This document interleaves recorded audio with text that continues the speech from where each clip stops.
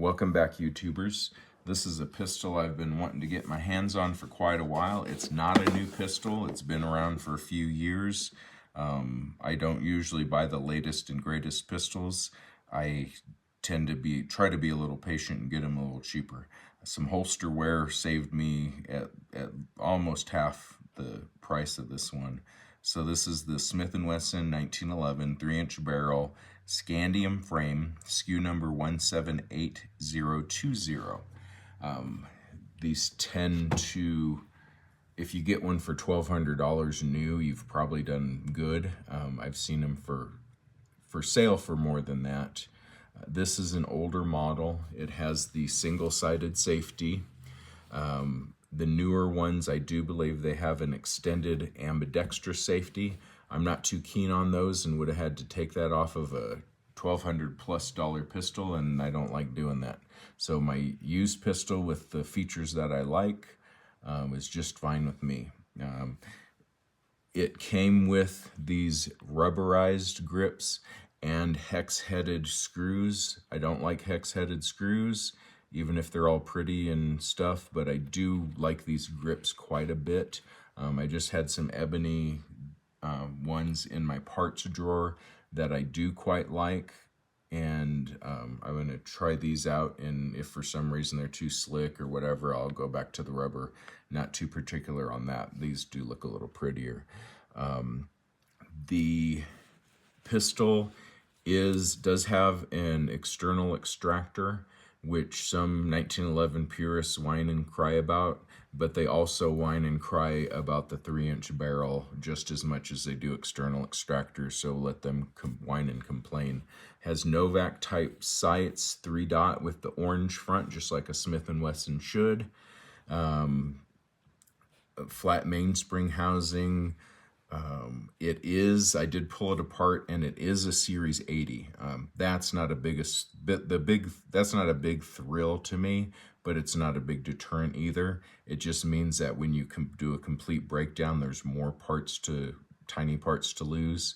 But function-wise, I'm not one of those people that can notice a difference. Some people go, oh, I can tell there's an 1/18 of a pound more trigger pull. Whatever.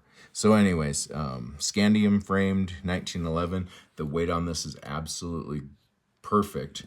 I did have a Colt Defender in 9mm.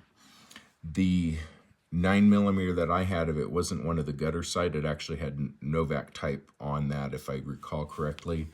But it was a 9mm, and those are like 8 or 9+1. I probably should look it up so I could give you accurate information, but I probably won't bother. So for me, a pistol this size with 8 or 9 round 9mm capacity wasn't a huge thrill. So I ended up getting rid of the Defender, and that got me looking into higher capacity 1911s. So there's a couple companies that make either polymer framed or aluminum framed double stack 1911s, and that was pretty exciting to me. I thought, wow, I can get me a 15 round 9mm 1911. Well, the prices on those were more than what this pistol with the Scandium frame were. They're, anywhere from like $1,500 for these pistols, and that was a bit much for me to spend on a 9mm 1911. Yeah, it would be lovely to have one, but yeah, it's just way out of my price range. There's so many other options for a 15 round 9mm, and I don't mind striker fired. So what ended up happening is and I've had this for quite some time now, I'm not even sure how long.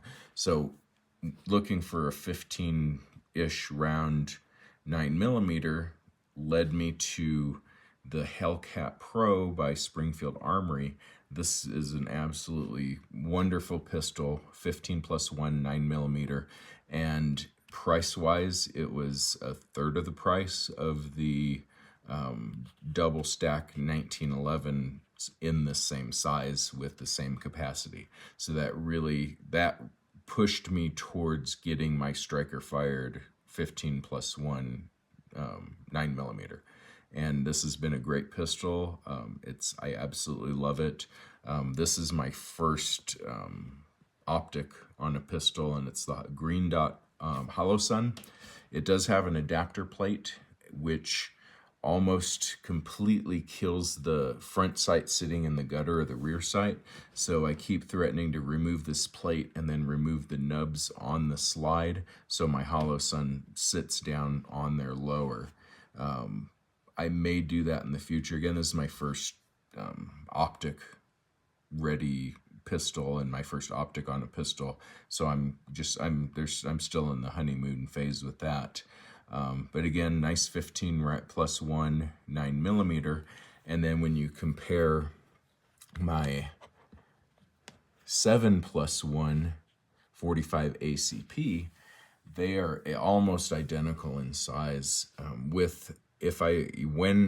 I get my flat based Trip Research magazine, this will have 7+1 with a flush fit magazine, and that will actually make it slightly smaller in the handle, and it's already slightly less tall because of the Hollow Sun.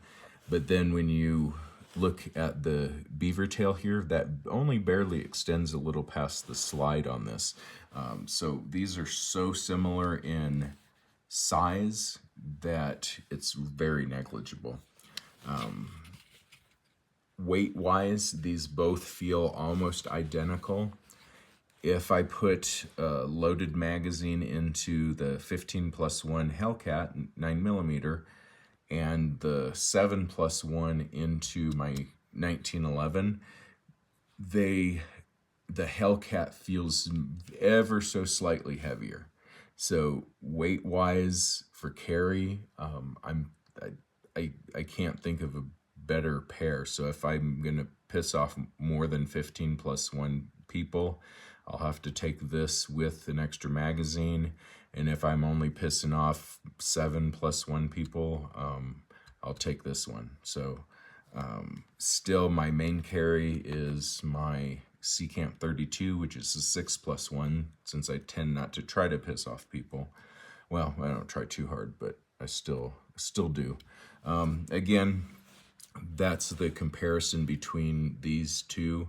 I couldn't be more pleased with the size and weight of both of these pistols. I'm very happy with the capacity of either pistol. Again, getting back to the Smith and Wesson, it is a Series 80, which isn't super thrilling. It does have the external extractor, which would piss off 1911 purists, but then again, so will the 3-inch barrel.